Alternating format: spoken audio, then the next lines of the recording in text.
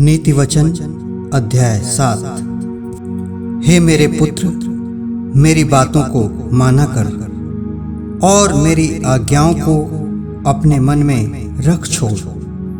मेरी आज्ञाओं को मान, इससे तू जीवित रहेगा। और मेरी शिक्षा को अपनी आँख की पुतली जान, उनको अपनी उंगलियों में बांध और अपने हृदय की पटिया पर लिख ले। बुद्धि से कह, तू मेरी बहन है, और समझ को अपनी साथिन बना। तब तू पराई स्त्री से बचेगा जो चिकनी चुपड़ी बातें बोलती है। मैंने एक दिन अपने घर के खिड़की से अर्थात अपने झरोखे से झांका। तब मैंने भोले लोगों में से एक निर्बुद्धि जवान को देखा। वह उस स्त्री के घर के कोने के पास की सड़क पर चला जाता था और उसने उसके घर का मार्ग लिया। उस समय दिन ढल गया और संध्या काल आ गया था, वरन रात का घोर अंधकार छा गया था। और देखो, उससे एक स्त्री मिली जिसका भेष वेश्या का सा था, और वह बड़ी धूर्त थी। वह शांति रहित और चंचल थी और अपने घर में न ठहरती थी। कभी वह सड़क में, कभी चौक में पाई जाती थी, और एक एक कोने पर वह बाट जोहती थी।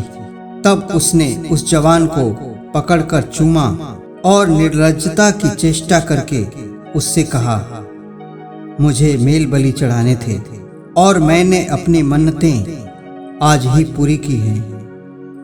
इस कारण मैं तुझसे भेंट करने को निकली। मैं तेरे दर्शन की खोजी थी और अभी पाया है। मैंने अपने पलंग के बिछौने पर मिस्र के बेल बूटे वाले कपड़े बिछाए हैं। मैंने अपने बिछौने पर गंधरस, अगर और दालचीनी छिड़की है। इसलिए अब चल, हम प्रेम से भोर तक जी बहलाते रहें। हम परस्पर की प्रीत से आनंदित रहें, क्योंकि मेरा पति घर में नहीं है। वह दूर देश को चला गया है। वह चांदी की थैली ले गया है और पूर्णमासी को लौट आएगा।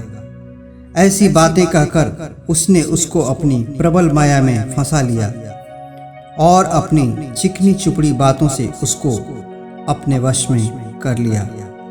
वह तुरंत उसके पीछे हो लिया, जैसे बैल कसाई खाने को, या जैसे बेड़ी पहने हुए कोई मूढ़ ताड़ना पाने को जाता है। अंत में उस जवान का कलेजा तीर से बेधा जाएगा। वह उस चिड़िया के समान है जो फंदे की ओर वेग से उड़े और न जानती हो कि उसमें मेरे प्राण जाएंगे।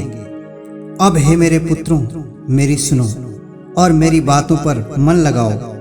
तेरा मन ऐसी स्त्री के मार्ग की ओर न फिरे और उसकी डगरों में भूल कर न जाना, क्योंकि बहुत से लोग उसके द्वारा मारे पड़े हैं। उसके घात किए हुओं की एक बड़ी संख्या होगी। उसका घर अधोलोक का मार्ग है, वह मृत्यु के घर में पहुंचाता है।